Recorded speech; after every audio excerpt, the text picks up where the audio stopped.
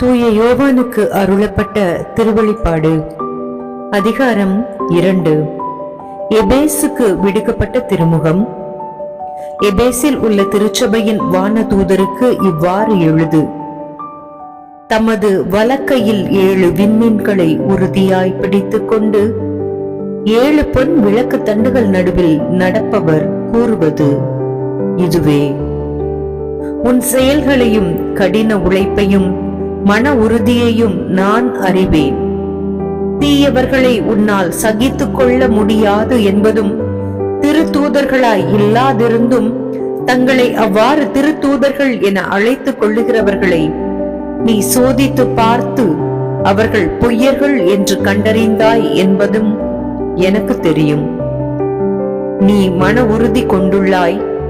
என் பெயரின் பொருட்டு எத்தனையோ துன்பங்களை நீ தாங்கிக் கொண்டுள்ளாய். ஆயினும் சோர்வு அடையவில்லை என்பதும் எனக்கு தெரியும். ஆனால் உன்னிடம் நான் காணும் குறை யாதெனில், முதலில் உன்னிடம் விளங்கிய அன்பு இப்போது இல்லை. ஆகையால் நீ எந்த நிலையிலிருந்து தவறி விழுந்து விட்டாய் என்பதை நினைத்துப்பார். மனம் மாறு. முதலில் நீ செய்து வந்த செயல்களை இப்பொழுதும் செய். நீ மனம் மாற தவறினால் நான் உன்னிடம் வந்து உனது விளக்கு தண்டை அது இருக்கும் இடத்திலிருந்து அகற்றி விடுவேன். இருப்பினும் உன்னிடம் நல்லது ஒன்றும் உண்டு. நான் வெறுக்கிற நிக்கோலாயரின் செயல்களை நீயும் வெறுக்கிறாய். கேட்க செவியுடையோர் திருச்சபைகளுக்கு தூய ஆவியார் கூறுவதை கேட்கட்டும். கடவுளின் தோட்டத்தில் உள்ள வாழ்வு தரும் மரத்தினுடைய கனியை வெற்றி பெறுவோருக்கு உண்ண கொடுப்பேன். சிமிர்னாவுக்கு விடுக்கப்பட்ட திருமுகம். சிமிர்னாவில் உள்ள திருச்சபையின் வானதூதருக்கு இவ்வாறு எழுது: முதலும் முடிவும் ஆனவர், இறந்தும் வாழ்பவர் கூறுவது இதுவே: உன் துன்பத்தையும் ஏழ்மையையும் நான் அறிவேன். ஆனால் உண்மையில் நீ செல்வம் பெற்றிருக்கிறாய் அன்றோ? தாங்கள் யூதர்கள் என சொல்லிக்கொண்டு உன்னை பழித்து பேசுவதும் எனக்கு தெரியும்.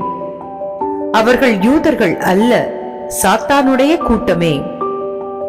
உனக்கு வரவிருக்கின்ற துன்பத்தை பற்றி அஞ்சாதே. இதோ சோதிப்பதற்காக அலகை உன்னை சேர்ந்தோருள் சிலரை சிறையில் தள்ளவிருக்கின்றது. 10 நாள் நீ வேதனை உருவாய். இறக்கும் வரை நம்பிக்கையோடு இரு. அவ்வாறாயின் வாழ்வை உனக்கு முடியாக சூட்டுவேன்.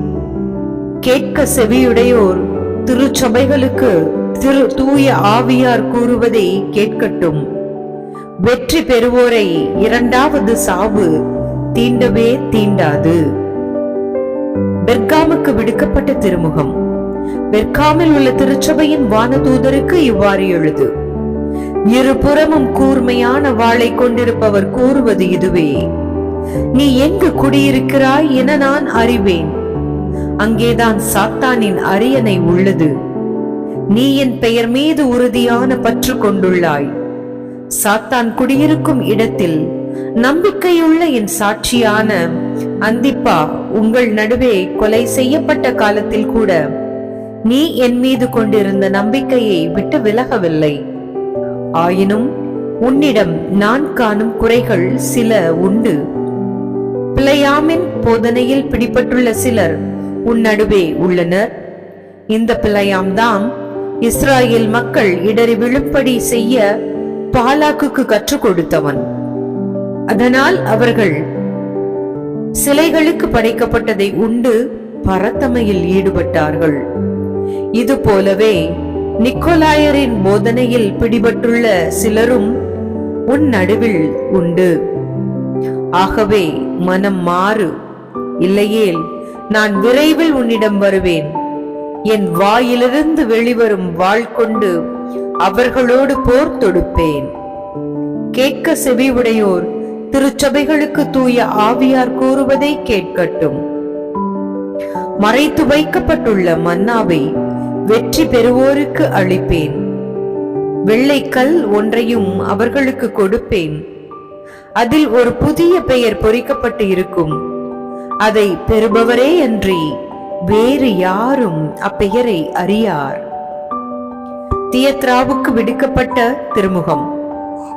தியத்ராவில் உள்ள திருச்சபையின் வான தூதருக்கு இவ்வாறு எழுது: தீ பிழம்பு போன்ற கண்களும் வெண்கலம் போன்ற காலடிகளும் கொண்ட இறைமகன் கூறுவது இதுவே: உன் செயல்களை நான் அறிவேன்.